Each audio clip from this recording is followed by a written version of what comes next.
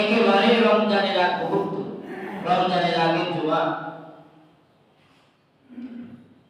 এই রমজানুল মুবারকের আগের জুমায় আল্লাহ তাআলা আপনাকে আমাকে মসজিদের পরিবেশে, জামে মসজিদে, আল্লাহ পাকের সবচেয়ে পছন্দনীয় জায়গা হলো খানায়ে কাবা।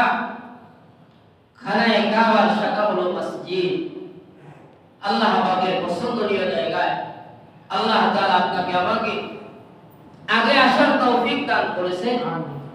এই কারণে বিশ্বজগতের প্রতিপালক মহান রব্বুল আলামিনের দরবারে শুকরিয়া আদায় করে বলি আলহামদুলিল্লাহ।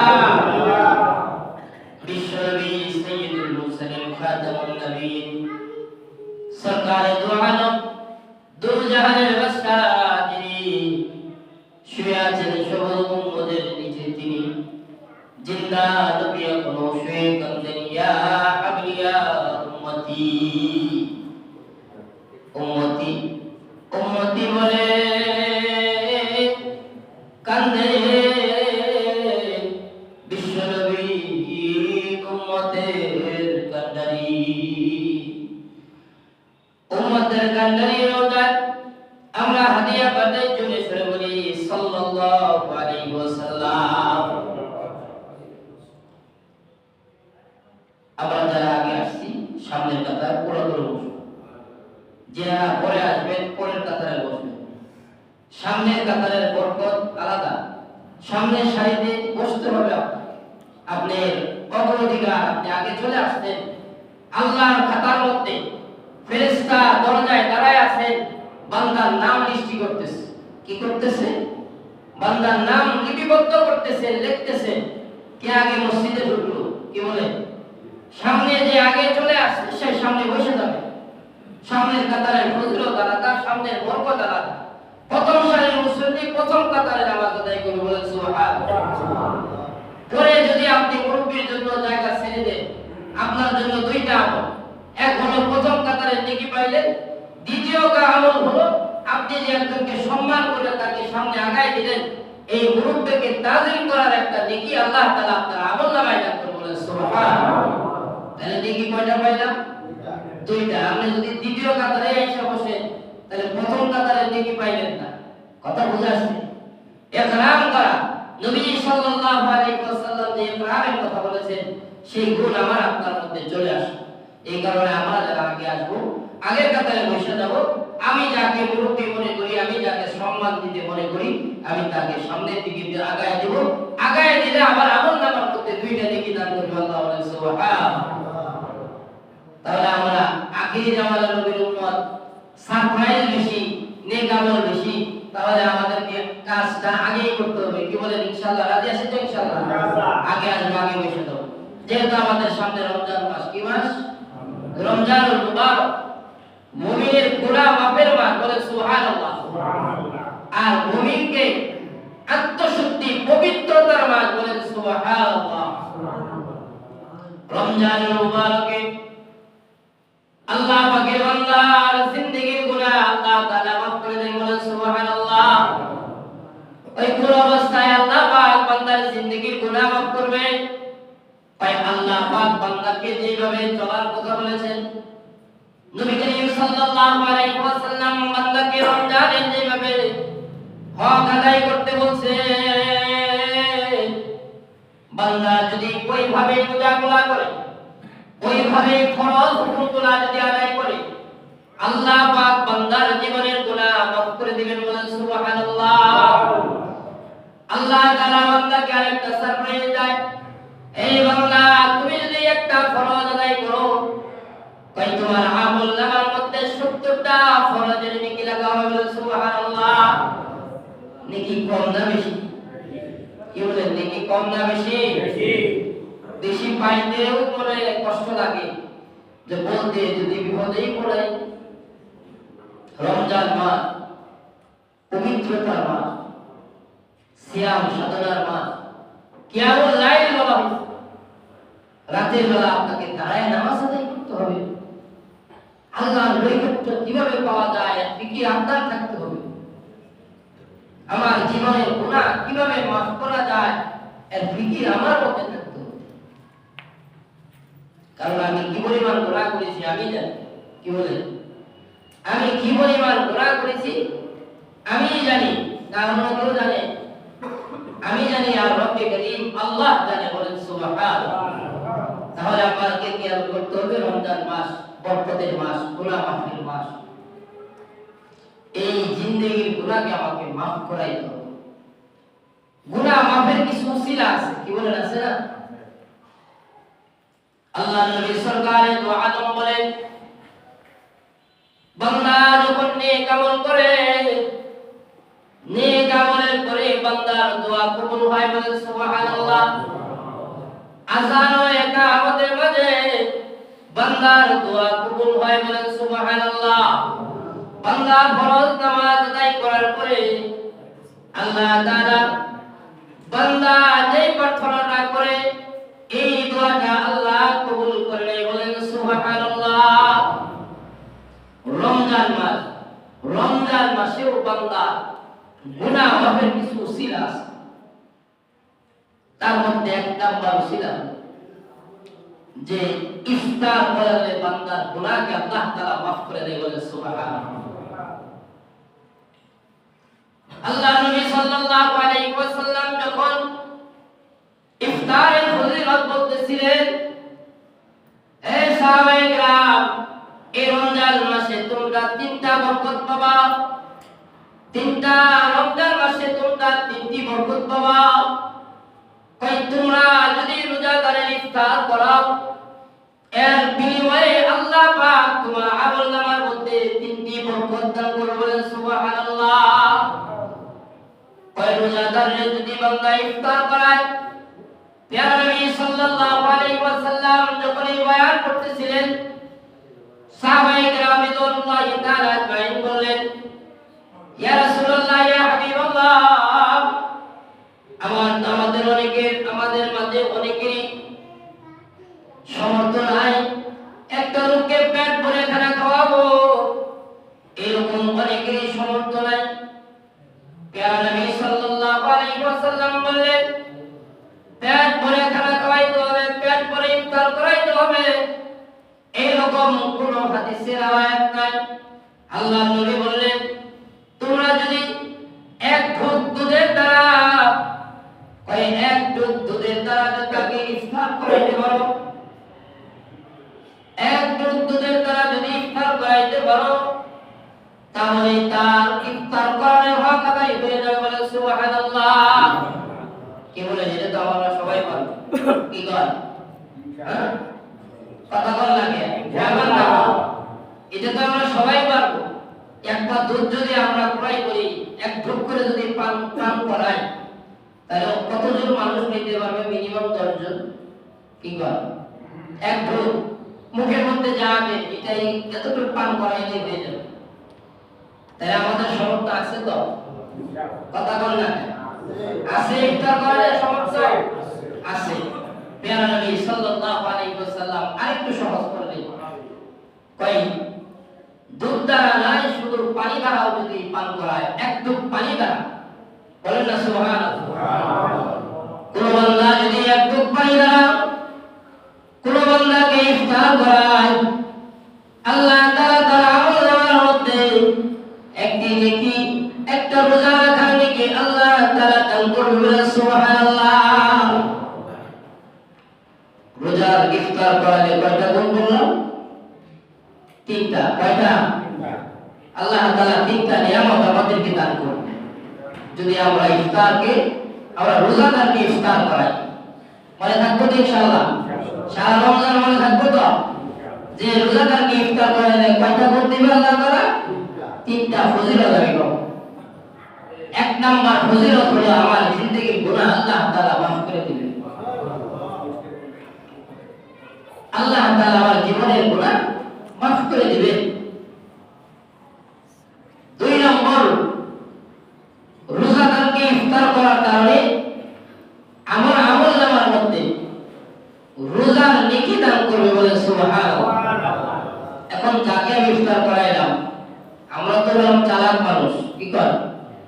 এখন তার রোজা কবুল হইল, আমরা তো এটা দেখি যে রোজা যে যারা ইফতার করাইলাম সে রোজাটা ঠিক আছে কিনা, এটা আবার তালাশ করতে যায়। কি কথা আছে না এরকম?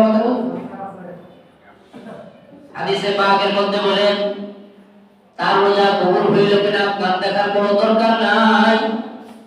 আল্লাহ তাআলা আমার আপনার আমলনামায় যে ব্যক্তিকে আমি ইফতার করাইলাম, আল্লাহ তাআলা যে ব্যক্তি ইফতার করাইলো ওই ব্যক্তির আমলনামায় আল্লাহ তাআলা একটা কবুলিয়াতের রোজা আল্লাহ তাআলা দান করে। বলেন সুবহানাল্লাহ। আল্লাহর খাজানায় তো কমি নাই, আল্লাহর খাজানার মধ্যে কোনো অভাব নাই, আছে। তাহলে কবুলিয়াতের রোজার নেকি আল্লাহ তাআলা আমার আমলনামায় দান করে। বলেন সুবহানাল্লাহ। 3 নাম্বার, আল্লাহ তাআলা আমার আপনার জাহান্নামে ঘোষণা হইলেও আল্লাহ তাআলা আপনাকে আমাকে জাহান্নাম থেকে মুক্তি দিবে। বলেন সুবহানাল্লাহ। তা বোঝা অল্প এই রমজান মাসটাই হলো আমাদের মাগফিরাতের মাস, রমজান মাসটাই হলো আত্মশুদ্ধির মাস। আমরা যদি এটা মনে করি যাদের ঘরে খাবার নাই তারা রাখবে রোজা, তাহলে তো আমরা কারণের মতো হয়ে গেলাম। মুসা আলাইহিস সালাতু ওয়াস সালাম কারণকে যাকাতের কথা বলেছেন। কারণ হিসাব করে দেখে তার অট্টালিকা থেকে অনেক টাকা যাকাত দিতে হয়, যাকাতকে অস্বীকার করেছে। আর পৃথিবীর বুকে কারণ এখন পর্যন্ত ডাকতেছে। মুসা আলাইহিস সালাতু ওয়াস সালাম বলছিলেন জমিন কারণকে ধর, কারণ জমিনের নিচে ডাকতেছে এখনো। বলেন নাউযুবিল্লাহ। দান সদকা যদি আমি বেশি করি আল্লাহ তাআলা দানকে বাড়ায় দিবেন। বলেন সুবহানাল্লাহ। সাধারণত আপনি একটা ধানের দিকে চিন্তা করেন, কৃষি গবেষণার কাছে যাবেন, যাওয়ার পরে একটা ধান থেকে 300-400 ধান হয়। কি বলে যারা আবাদ করে এদের সাথে যাদের সম্পর্ক আছে, এত ধান কোথা থেকে আসলো, কে দিল? আল্লাহ তাআলা দিয়েছে। বলে সুবহানাল্লাহ। আমাদের নবী সাল্লাল্লাহু আলাইহি ওয়াসাল্লামের আমলে আটার চাকি ঘুরতেছিল আর আটা পড়তেছিল। বলে সুবহানাল্লাহ। আল্লাহ নবী সাহাবী তার ঘরের মধ্যে যতগুলা বর্তন ছিল, যতগুলা আমাদের জামানায় যেটা আমরা বলি বস্তা, ব্যাগ, কি কয় আমাদের বাড়িতে বস্তা ব্যাগ আছে না, কই নিজের বন্যাগুলা ভরেছে। বলার পরে চিন্তা করলো কোথায় দিকে আসে, একটু তালাশ করতে যাই। তালাশ করতে যায় দেখে আটার চাকি ঘোরা বন্ধ, আটা পড়া বন্ধ হয়ে গেছে। আল্লাহর নিয়ামত বান্দা তালাশ করতে গেলে আল্লাহর নিয়ামত বন্ধ হয়ে যাবে। আল্লাহ তাআলার বান্দা যদি আল্লাহর নিয়ামতের নিয়ে গবেষণা করে আল্লাহ তাআলা থেকে সবকিছু হয়। আল্লাহ তাআলাই বান্দাকে দান করেছেন, আল্লাহ তাআলাই বান্দাকে দিয়েছেন। আল্লাহ তাআলা তার নিয়ামত আরো বৃদ্ধি করে দিবেন। বলেন সুবহানাল্লাহ। সুবহানাল্লাহ। নিয়ামতের মধ্যে কোনো কমতি হবে না, নিয়ামত আল্লাহ তাআলা আরো বাড়ায় দিবেন। তাহলে আমাদেরকে খেয়াল রাখতে হবে যে আমরা ইনশাআল্লাহ রোজাদারকে ইফতার করাবো। কি বলে? আর এটা মনে করে না যে একটু পানি খাওয়াবো আমার আমল নিয়ে যাবো গা, এটা অনেকেই মনে করে যে আমি যে তার রোজা তার যে ইফতার খাবো, ইফতার খেলে তো আমার রোজা কমে গেল না। কি করে এরকম অনেকেই মনে করে। এটা মনে করা যাবে না। আল্লাহর খাজানায় কোনো কমতি নাই। ইফতারের বিষয় আর সেহরির বিষয়ে একটু কথা বলি, ইনশাআল্লাহ সুন্নতের সময় দেওয়া হবে। আমরা ইফতারের সময় দেখা যায় অনেকেই বিলম্ব করি, যে এই কাজ সেই কাজ, পানি আনতে যায়, ও করি তমুক করি, কি বলে করতে যাই না। ইফতারের আযান হয়ে গেলে আল্লাহ তাআলা আপনাকে বলছেন, এখন আদেশ করছেন ইফতার করার জন্য। কি বলে অনুমতি দিছে না, আপনাকে সাথে সাথে রোজা ভাঙতে হবে। কথা বোঝা যাচ্ছে? দেরি করা যাবে না, আপনি দেরি করতে পারবেন না। যদি দেরি করেন তাহলে আল্লাহ তাআলার সাথে আপনার সম্পর্ক ভালো হলো না। আজান হয়ে গেছে একটা পানি হলো আপনি পান করেন, আজান হয়ে গেছে একটা খেজুর হলো আপনি কি করেন পান করেন, একটা খেজুর হলো খান। এক কথায় আপনাকে আগে কি করতে হবে রোজা ভাঙতে হবে। কথা বোঝা যাচ্ছে?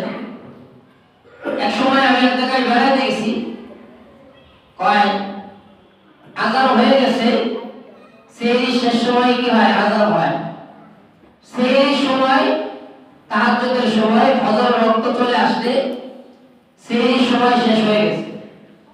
আর ফরজ রোজা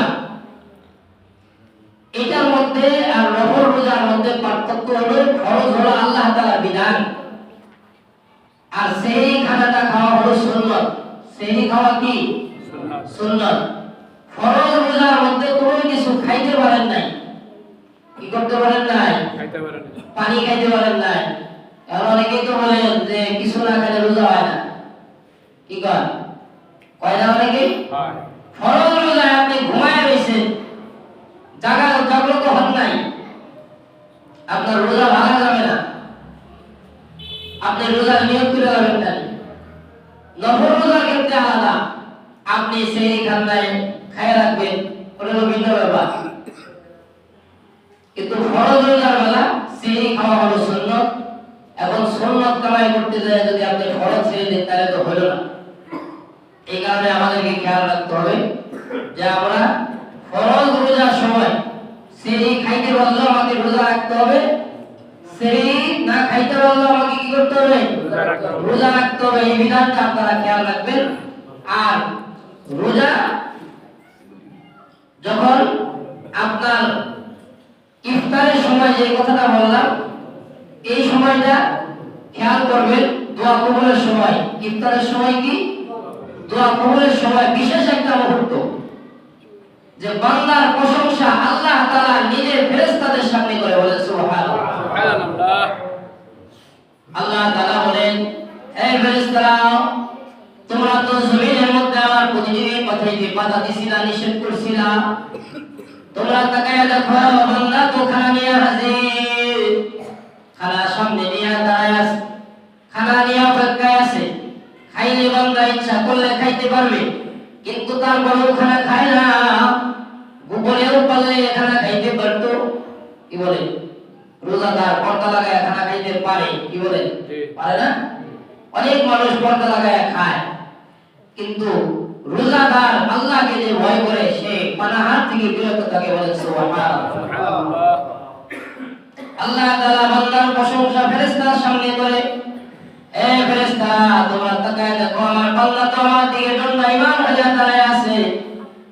ইসরাফিল আলাইহিস সালাতু ওয়াস সালাম যেমন সিংহায় ফুৎকার দেওয়ার জন্য দাঁড়ায় আছে, বান্দাও তো ইন্তজার করছে খানার সামনে, খানা খাইতে পারতেছে না। বান্দার সামনে শরবত, বান্দার সামনে পানি এসে গেছে, খেজুর এসে গেছে, তাও বান্দা পানাহার থেকে বিরত আছে। কেন বান্দা বিরত থাকবে?